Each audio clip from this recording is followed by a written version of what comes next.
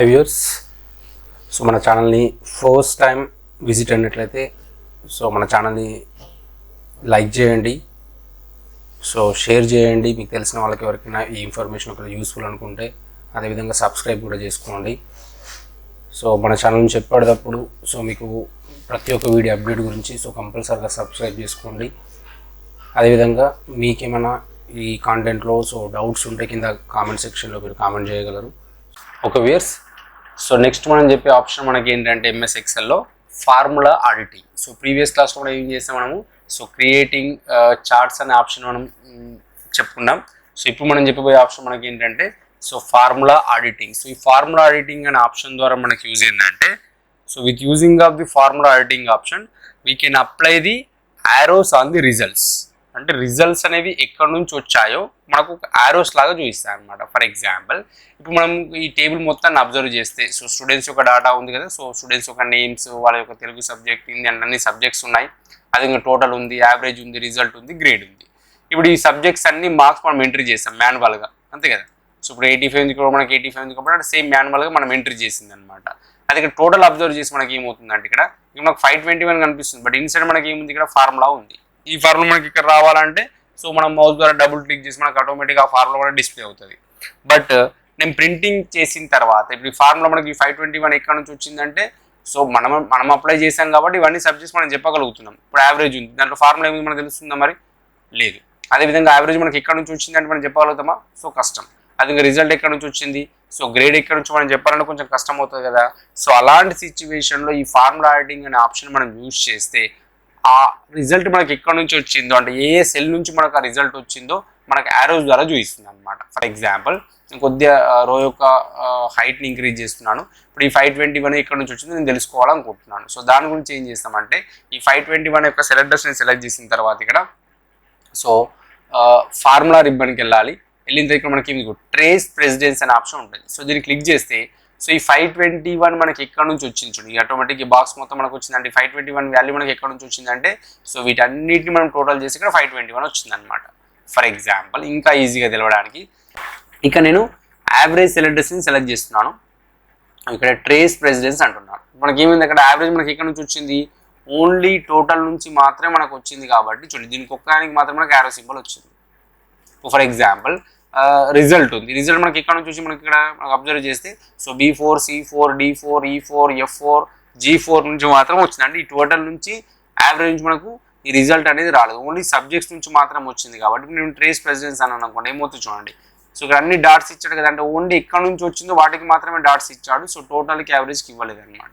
For example, ఇక్కడ grade ఉంది. So grade ఎక్కడ నుంచి వచ్చింది మనకు, మళ్ళీ సేమ్ ట్రేస్ ప్రెసిడెంట్. ఆ సెల్ని సెలెక్ట్ చేయాలి, అంటే రిజల్ట్ సెల్ని సెలెక్ట్ చేయాలి. ఆ తర్వాత మనం ట్రేస్ ప్రెసిడెన్స్ అంటే అక్కడ మనకు వచ్చినటువంటి రిజల్ట్ ఏ సెల్ నుంచి వచ్చిందో ఇలా మనకు సో ఇట్లా యారోస్ లాగా చూపిస్తుంది. మనం ప్రింట్ చేస్తాం అనుకోండి, సో ప్రింటింగ్లో మనకు యారోస్ అలానే డిస్ప్లే అవుతాయి అనమాట. అంటే మనకి ఎక్కడ నుంచి వచ్చిందో తెలియడానికి సో చాలా ఈజీగా ఉంటుంది. మళ్ళీ మనకు అవసరం లేదంటే ఏం చేస్తాం, ఇక్కడ రిమూవ్ యారోస్ అని మనకు అన్నీ ఒకేసారి వెళ్ళిపోతాయి. లేస్ తనకు ఓన్లీ ఈ గ్రేడ్కి మాత్రం వెళ్ళిపోవాలి. సో ఈ రిమూవ్ యారోస్ పైన క్లిక్ చేస్తాం.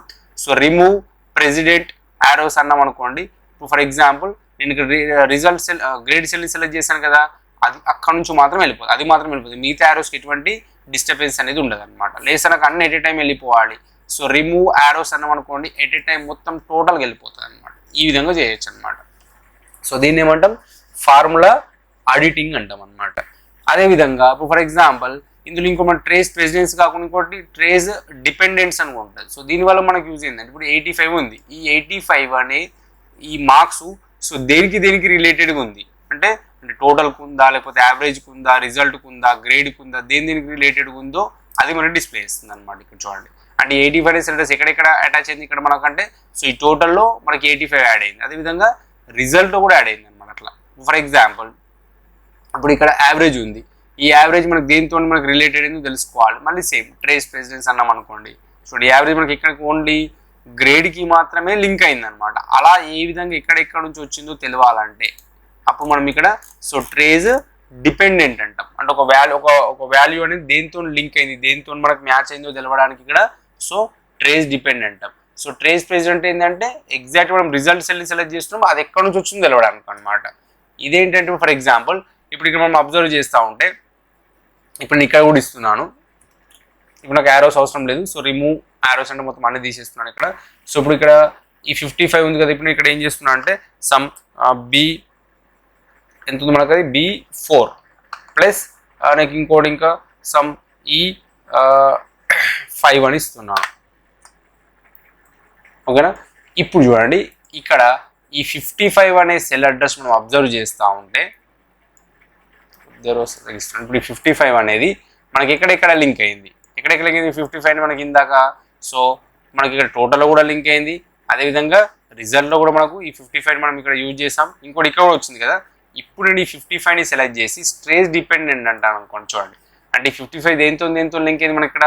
సో ఈ 132 వాల్యూతో 55 లింక్ అయింది, అదేవిధంగా ఈ 281 టోటల్తో కూడా 55 లింక్ అయింది. ఇంకోటి ఈ రిజల్ట్ సెల్ అడ్రస్లో కూడా ఈ 55తో లింక్ అనేది ఉందన్నమాట. అలా మనం ఇక్కడ స్ట్రేస్ డిపెండెంట్ ద్వారా ఉన్నటువంటి ఒక సెల్ అడ్రస్లో ఉన్నటువంటి వాల్యూ సో దేంతో మనకు టోటల్గా మ్యాచ్ అయిందో, ఎక్కడెక్కడ లింక్ అయిందో దాని కూడా డిస్ప్లే ఇస్తుంది అనమాట.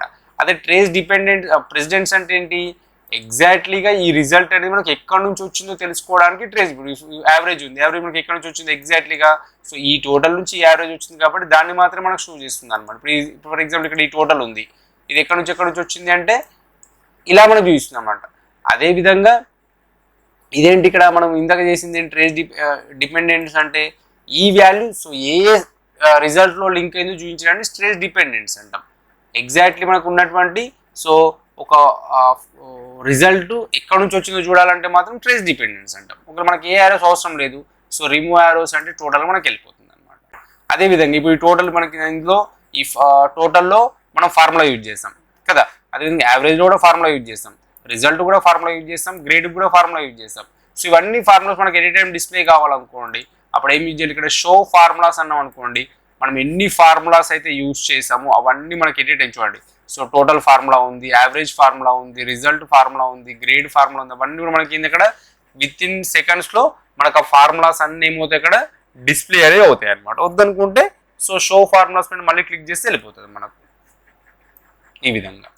ఇందులో ఇంకోటి ఏముంటుంది, ఎవల్యూట్ ఫార్ములా అని కూడా ఉంటుంది. ఎవల్యూట్ ఫార్ములా అంటే ఏంటంటే ఫర్ ఎగ్జాంపుల్ టోటల్ ఉంది, నేను ఎవల్యూట్ ఫార్ములా అంటున్నాను.